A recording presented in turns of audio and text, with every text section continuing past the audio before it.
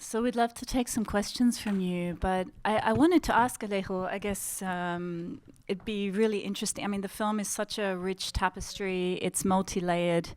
I'd love to know, for you, what is your starting point in a film like this? I know you incorporate the conditions of production often into your films, especially in this one. And I understand you did undertake a residency at Lauquen, but was the starting point for you this sort of residency in Switzerland, or did you start with Beckett? Both. We have some communications in the. It is not the first time we deal with Beckett. Yes, we've made a few things. Actually, a film of mine, Castro, from 15 years ago, is somehow inspired in Murphy by Beckett, and in another film too, in the Middle Ages, the film that we did during pandemics, Beckett was somehow around, not in this.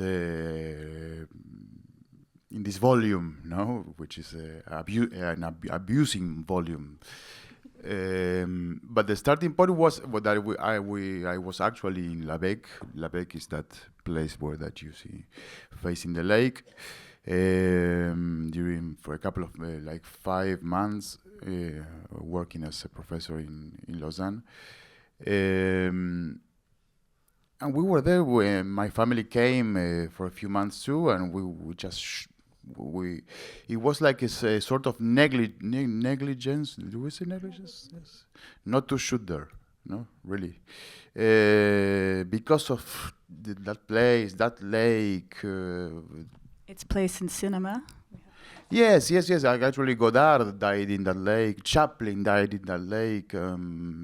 Chaplin's grave not is literally in the lake, but no, not literally, but his grave is there. Yeah, and it was something that made sense. So we just shot that. We bring Tebe, the DOP, which is a German friend. And we bring Santiago, who was in Germany because Luciana was touring with one. Luciana is the voiceover woman, and she's the mother of Cleo, and Cleo is our daughter. And a very important collaborator. Yeah. On all your so films. we're a family. And Lou was touring with a piece. Santiago is an actor from that piece, and we bring Santiago from Heidelberg, and we shot that. In a very irresponsible way, no? We didn't have a script. We just make some notes, few things, a lot of things from Fin de Fartie, of course, a lot of things that were not from Fin de Fartie, and we shot, knowing that somehow we had to surround this with some other materials, with some other fiction. So once in Buenos Aires, we saw the material. I edited myself this material, and we started to write a little. We created this idea of variations because somehow what the film adapts from Beckett, it's not the text itself that is really intervened, and it's like an anagram as the title of the film, but the idea of farewell, no, of saying goodbye, and this was really touching for us when we shot in Switzerland. I remember having like this like a knife, like shooting the end of the childhood of your own daughter, no, that was really touching. And asking myself, will she Cleo is like a literal actress, no, and she acted a lot with us, and the question always, will she continue this with us or not, or you don't know, no, this kind of melancholic questions that you ask yourself when you're fragile. And so that made sense, and so we created this idea of having lots of couples who will never see each other again after the film, no? A father, a daughter, a mother and a son, two colleagues, two actors that somehow they are like rehearsing. We don't know for who, but maybe it's like an indie project and at some point there is someone who always runs away from the indie projects, no? And you say goodbye. So that made a lot of sense for us, yeah. So it's a very melancholic film, and the idea too of saying goodbye to your own country. No, I remember I arrived in Switzerland the day that our president in Argentina, this very strange guy, was elected, and it was something that was changing, no, in a very, very negative sense, and it was like, okay, I don't know what my country is now. I really don't know. No, and I was in Switzerland, so like I was like foreign there, foreign here. So this like idea was like very in the air, let's say, no, and we're not living the most happy days. You are not living the happy days too here in the US. No, we are like partners there. And Europe. Yes, so somehow it made sense to. I make always comedies, and this is like a very sad film. Yeah. Yeah, it just becomes evident as it builds, because when it starts, it feels like this sort of almost slapstick sort of style treatment of the text, and this relationship between this writer and this young girl, your daughters, is sort of unclear. But the way it builds into something very melancholic is really touching in the end. And it seems that the way Switzerland was shot, the light is so different to Buenos Aires. And was that something intentional as well? Buenos Aires is quite dark and brown. There are a lot of interior shots that are very dark. A lot of faces are obscured. Whereas the light in the Swiss scenes, for most of them, is very bright. And there's one very striking, colorful scene in there with the music. Well, yes, that the Lake Leman has this incredible light, no, and that was the one idea, was to portray that light, no, as but to portray the light in a very, like a painter, let's say, no, like a painter portrays people, portrays light, no, and that makes sense, and that makes a lot of sense a lot of years after, no, that this kind of memory of that place and of that people being in that place, no. And in Argentina, yes, we shot except the scene of the mother and the son, me and Margarita. Everything is night. No, everything is night light. I know it's like it's like shooting the night. Yes, it was a bit romantic, a bit sad, and it's shooting the night in Plaza Congreso. It's like this the Congress. It's like the Congress place, which is something that is always now is like a contradiction, not to see the Congress in Argentina, because you can see that the people is not there, no, the main people. Say it's like a big contradiction, and so it made a lot of sense shooting the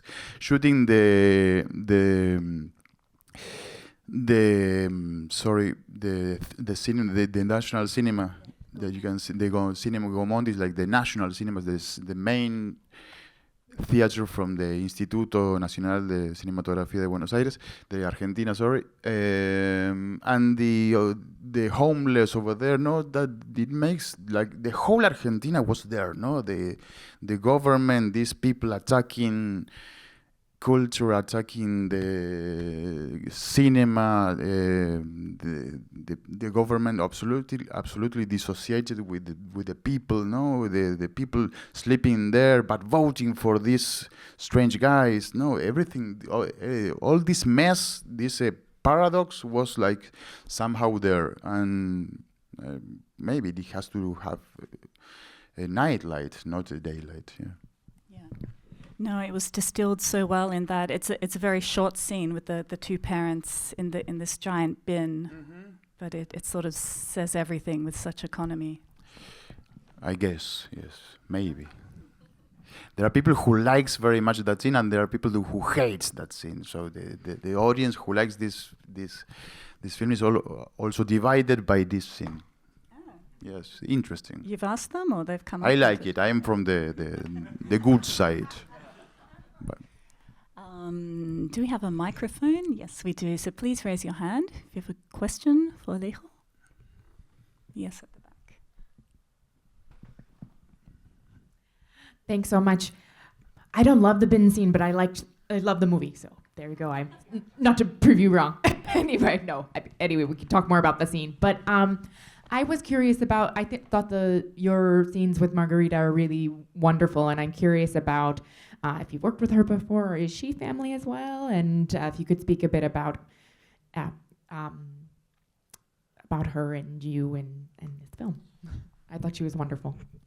Margarita, yes, she was. I met her lots of years ago when she was 89. Now she's 99, and we are very good friends. She for the first time we worked together in a film of mine called The Little Match Girl. And there she played a lot of the piano, and she was like a big character there. And then we did a lot of things together. And in this film, and she's really getting blind, no, Marga? And somehow we wanted to work with Beethoven because as Samuel Beckett is more like is less an author but a character, no, in this film. And Pin de Fartie itself is like a character, and we try to make Beethoven a character too. And we try to make Moonlight a character with this piano. She has this key, which is, how do you say, not tuned, no? Yes. Yeah, out of tune. So thank you. And it was really nice. She said to me, "Okay, let's tune it." And I said, "No, let's keep it there." No, it was much more. It was more like true, to have that problem there. So yes, and when we knew we wanted to work with Margarita, and we asked ourselves who will be the son, who the daughter, and we decided that it had to be me. I don't know. Because we are very good friends, and we can create a lot of intimacy, and because the idea of having the director of the film there sounded like a good decision, because we have the daughter, the couple, and okay, let's have also the body of the director. It feels like the film sort of breaks into almost documentary for a moment there with this beautiful recounting of, I presume, her life. I presume that's all biographically true, her life. Is that like a tribute to Margarita as well? Yes, of course. When you see Margarita playing the piano with her age, with you see fiction and you see documentaries. It's absolutely the same. No, you cannot make a difference, and it's so real. It's so tremendously real that yes, it's a fiction that somehow gets transformed from a very realistic material, no? That somehow avoid the idea of fiction, but fiction is over there too. So this paradox was interesting, but at the same time, it's like the same paradox we have, for example, with the moons, no? With the filmmakers, they're creating these moons, these trains, this sound of the lake. Like the idea of believing that if you make an image in such a poetic intensity, it becomes true, no? And never mind if it's a real moon or a fake moon, it's a moon that belongs to cinema. And as it belongs to cinema, it's true, no? And as reality belongs to cinema too, and that was really interesting for us, no? To to make the cinema be present in that way, no, like an art that can invent images, but images that are real and are fake and are real at the same time, no, because it has some sense for us, because the images that can see us and while we are seeing them, yeah. And the montage and the pairing of images with a particular piece of music or a tear going down someone's face, it just creates this whole other level. Was there another question down here? Yes. Sorry, if you don't mind just waiting for the microphone. It's coming. Thank you. I had a hard time with a 4-hour film, so I was a little bit worried about this one, but an hour and 45 minutes. Perfect. My question has to do with Argentina. Have this film already been shown there? And I wonder about the reception. It seems like there is so much more also in terms of the politics. They're subtle, but also very obvious references to the current situation, but also about memory on the past. So I wonder if you can say something about that. What do you anticipate might be? I don't know. No, really, I really don't know. The film is being shown in Venezia and here. No, that's it. We don't know. Yeah, we want a lot that the film is shown there, of course, and we'll see. We'll see. Hope they like them. Yes, at the back. Thank you very much for the film. I think that the Barolo Palace was in the film, and I was wondering why you made that choice. It was wonderful. And kind of the reverse side, given the other films you talked about and their length, why do you think this one is so short? Sorry, I didn't get the final question. He was asking Why is, given the other films that you mentioned, why is this one so short? Tan corto? So short. It could be shorter, no?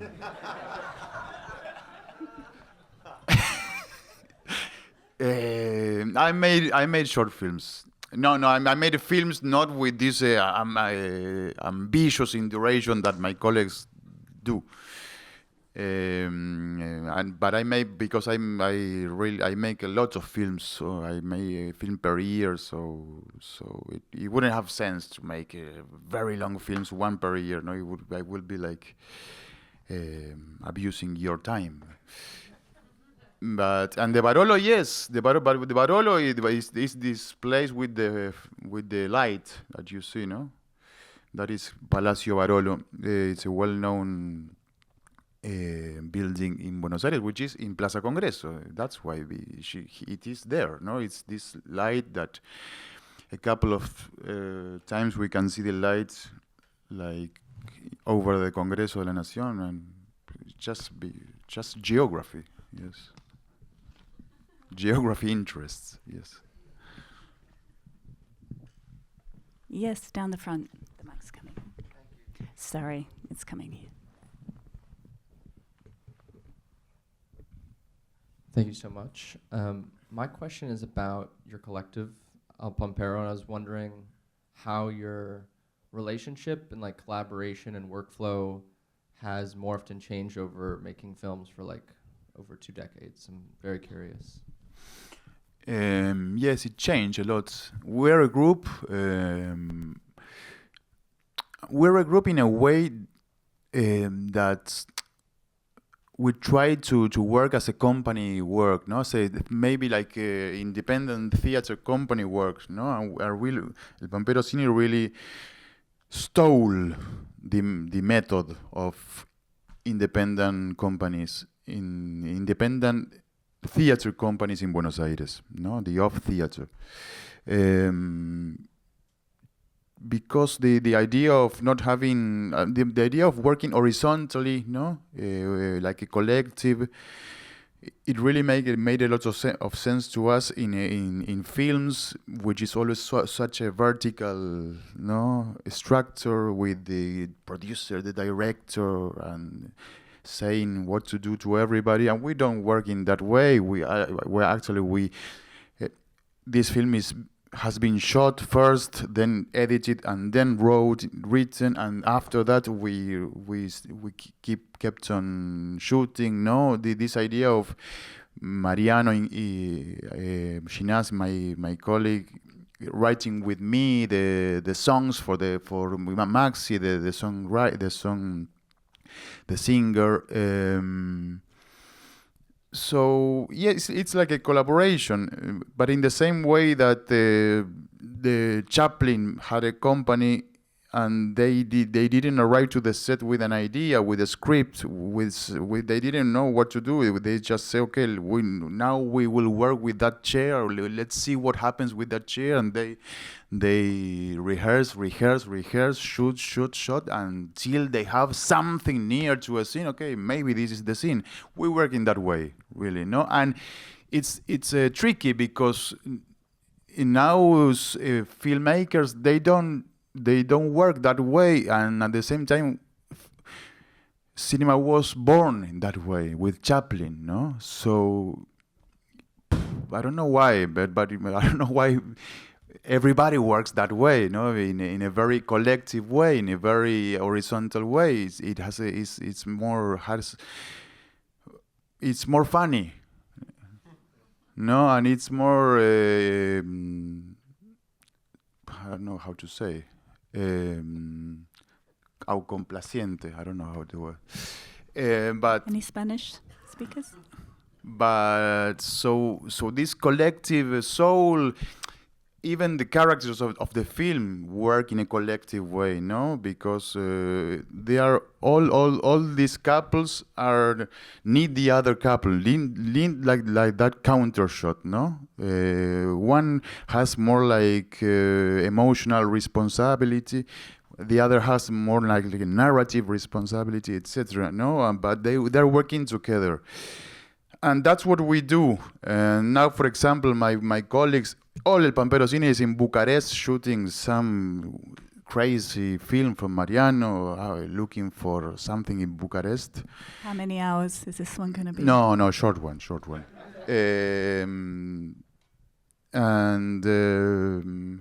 And they're all there.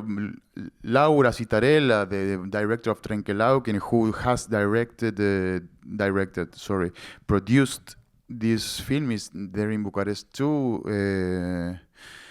But we're friends. That's the correct answer. We are friends, and we have a form more near to a rock band than the production house. So we prefer to keep on rehearsing these same old shitty songs, yes. Well, we hope you rock on for at least another 23 years, and please thank Alejo for being here. Thank you.